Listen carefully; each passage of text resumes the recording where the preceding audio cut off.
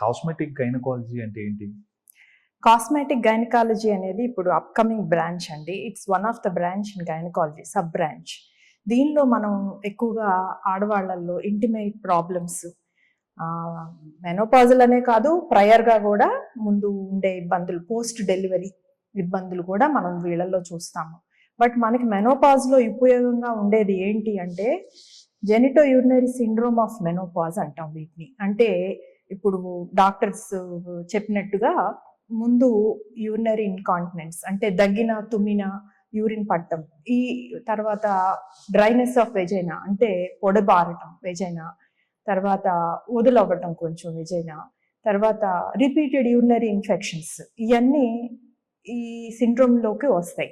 ఇవన్నీ ఎందుకు వస్తాయి అంటే because of deficiency of oestrogen hormone ఎప్పుడైతే తగ్గిపోతుందో ఇవన్నీ మనకి ఏర్పడతాయి. సో వీటికి కొంతవరకు ఆయింట్మెంట్ బేస్డ్ ట్రీట్మెంట్స్ ఉన్నా కంప్లీట్ క్యూర్ అనేది రాలేదు ఇంతవరకు. But now because of this branch cosmetic, ఇది నాన్ సర్జికల్గా మనం వీఆర్ డూయింగ్ గుడ్ వర్క్.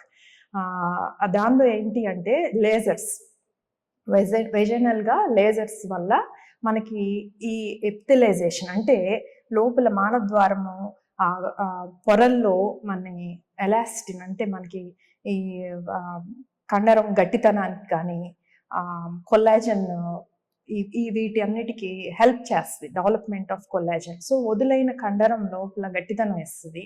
తర్వాత యూరినరీ ఇన్కాంటినెన్స్ ఇవన్నీ కూడా చాలా వరకు కరెక్ట్ అవుతాయి. రిపీటెడ్ యూరినరీ ఇన్ఫెక్షన్స్ అది ఎందువల్ల అవుతుందంటే పొర పలచబడతా ఉంటుంది ఈస్ట్రోజన్ డెఫిషియన్సీ వల్ల. సో దీనివల్ల లేజర్ వల్ల ఆ పొర మందం కూడా పెరుగుతుంది, ఎలాస్టిన్ ఇది కూడా కొల్లాజన్ కూడా డెవలప్ అవుతుంది. కాబట్టి వాళ్ళకి ఈ కామన్ సిమ్టమ్స్ ప్రాబ్లమ్స్ అన్నీ ఇరాడికేట్ అవుతాయి.